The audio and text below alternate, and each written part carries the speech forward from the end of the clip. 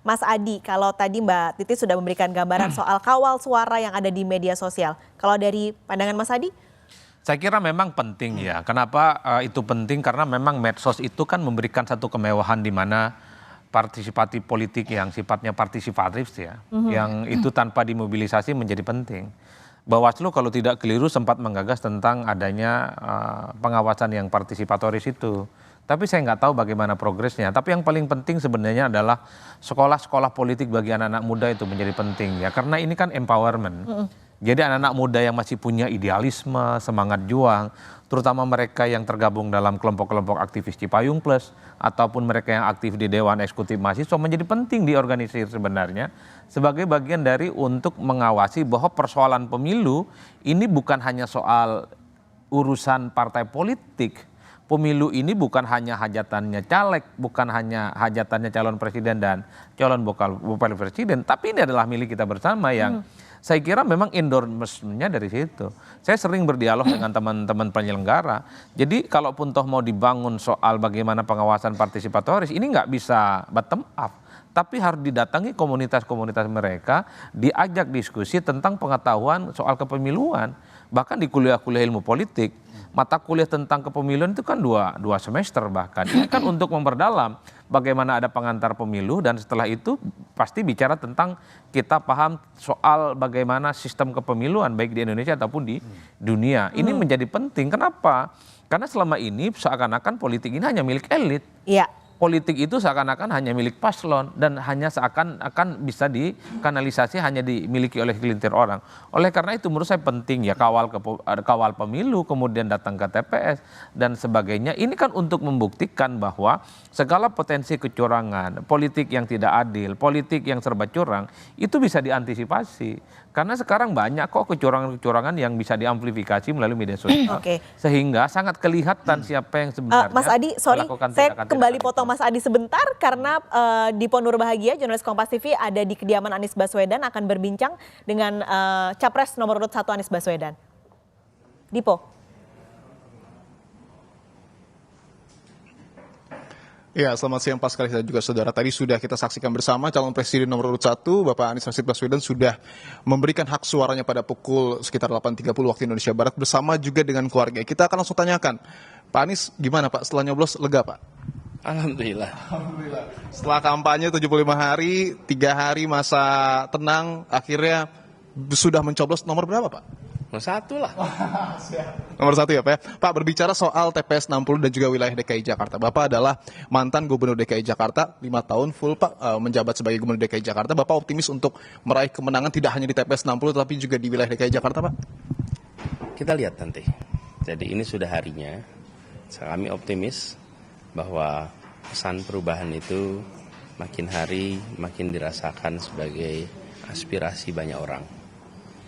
Kami ingat di awalnya ketika kita bicara perubahan, banyak sekali yang masih merasa, apa iya kita perlu perubahan ya.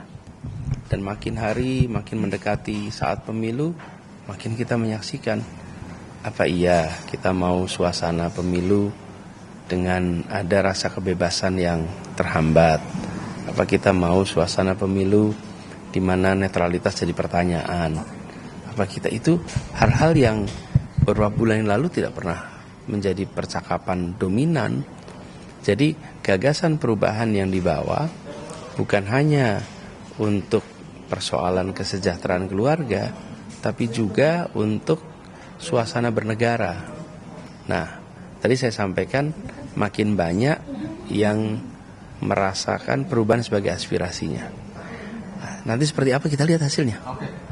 Tadi ada yang menarik, Bapak menyebut netralitas. Tadi pada saat selesai mencoblos ada hal yang sangat menarik, Pak. Bapak bilang pemilu itu tidak hanya damai. Kedamaian itu dapat tercipta ketika ada kejujuran dan keadilan di dalam pemilu itu sendiri.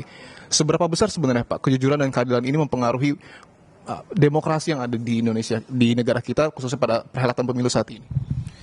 Dari dulu kan kita prinsipnya pemilu itu adil, jujur,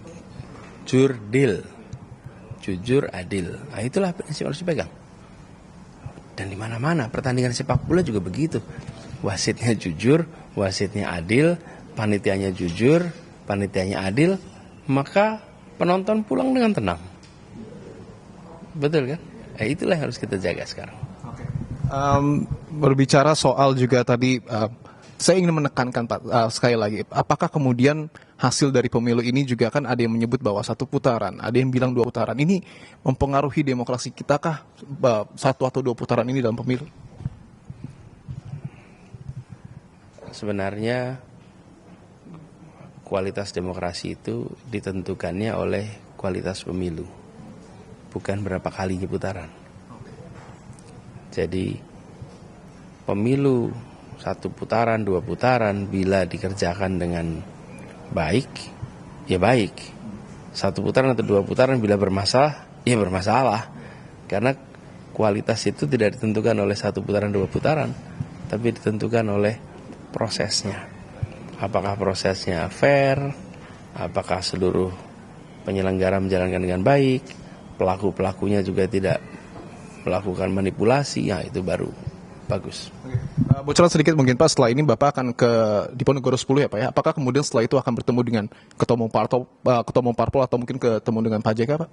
Nanti kita lihat, tapi yang jelas kita akan monitor dulu perkembangan. Karena baru sore barangkali ada hasil-hasilnya. Oke. Kita tunggu quick count, nanti kita wawancara lagi ya Pak ya. Baik. Itu tadi Pak Skalis dan juga saudara perbincangan kami dengan calon presiden nomor urut 1 Bapak Anies Rashid Baswedan. Tentu Pak Anies ini akan segera menuju ke rumah pemenangan. Tentu kita akan pantau terus dan kita akan kabarkan kembali setelah nantinya ada pergerakan dari kediaman Anies Rashid Baswedan. Pak Skalis. Terima kasih Dipo Nur Bahagia langsung dari kediaman Anies Baswedan.